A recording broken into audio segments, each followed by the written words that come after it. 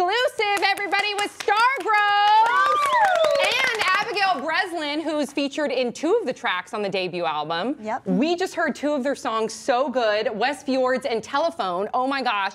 I was saying how I felt like this was like the perfect road trip music to go on like a long 8-hour drive and blast the music. You responded to that. There will always throughout your day be like a time when you need that like to be listening to. Like it's just like if you have like a pensive moment, like there's part of songs for that. Or just like, you know, everything. I loved it. Do you like pause your day and say, this is a pensive moment. I must listen to this song now. Seldom am I ever really thinking, but when I am, I notice it.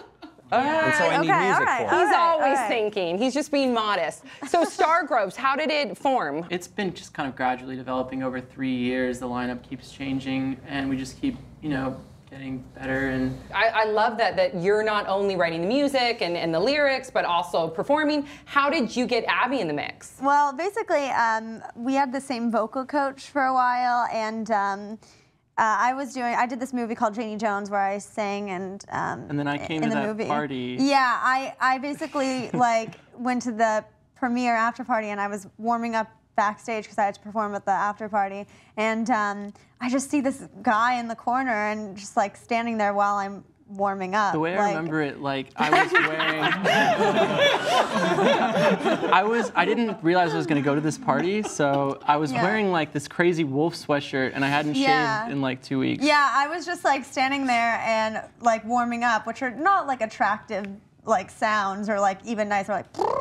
It's like sounds like weird. It's like not good. And he was like, "Oh yeah, this is my other student Ted," and I was just like, "Oh hi," and I just expected him to leave, and he just like stood there, and then which was fine, and then we became friends, and yeah, he played banjo on a couple of my songs, and then he called me and was like, "Hey, I have this song that I wrote that I would really like you to sing on," and I was like, "Oh, yeah, that sounds really cool." And he said, "Yeah, it's about trolls." And I was like, "Yeah, cool." And I thought that he was like just messing around, and it was actually about trolls. And I was like, "Okay, well, I liked it a lot." So, yeah, and then he asked me to sing on a couple others. And well, your vocals blend really well together. It's very melancholy. When we were all listening, I feel like we forgot that we were here. But then when you sang separate without Abby, it was a different feeling, and I liked that. But in your next album, you're on a couple tracks on that as well? We've just started recording it and putting the songs together. She's on the first one we recorded, and yeah, hopefully more if things And I have to ask about the title because I just got back from England. And Stargroves, the 16th century manor. Is it named after where the Rolling Stones lived there, or Mick Jagger lived there, am I right?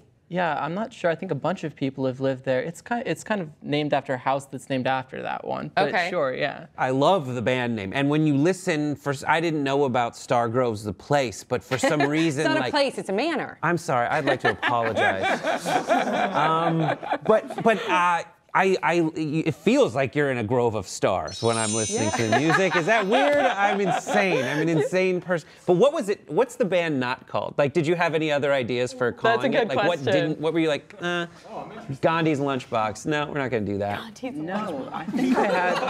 wow. North of Cuba, that's Brett's band. You know what? Our band, North of Cuba, is almost called Gandhi's Lunchbox, believe it or not. I'm not surprised. Or was this like, I'm going to name the band that from the beginning? I had this name in mind when I started the band. I had a band in high school called Tenby, which is a city in Wales. I don't know, but it got so confusing because people were like, your name's Teddy and your band name is Tenby. When I was like 14, me and my friend Noelle were like wanting to be in a band together, and so we decided that it was going to be called the Puking Ukes, and it was going to be like really angry, angst-ridden teen music.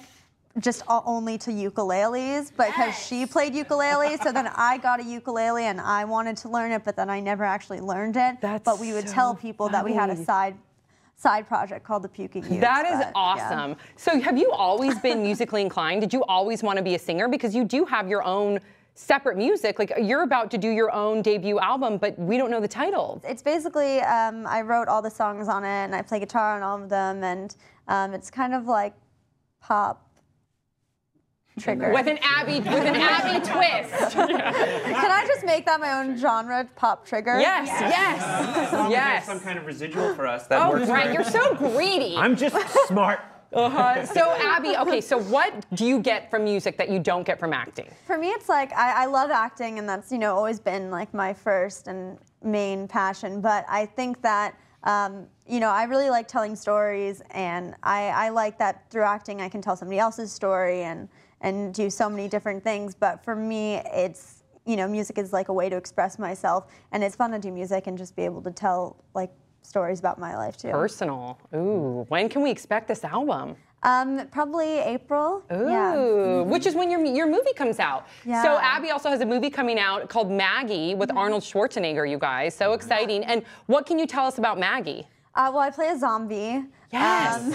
And you used to kill zombies in Zombieland, so how's that for a twist? Yeah, it was, I really wanted to be a zombie in Zombieland as well, and the director just would not let me.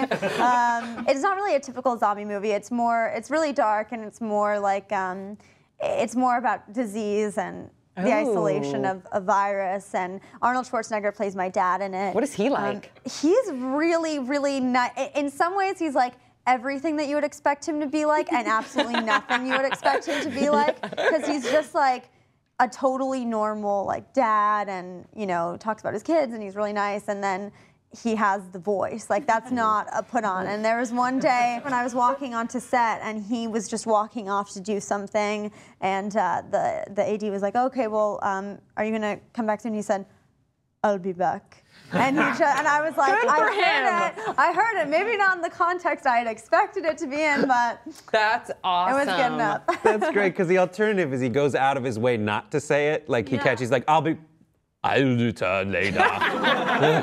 So funny. And with Stargroves, you guys, so you guys are booked for South by Southwest. That is awesome. We hope to go, right, Amir?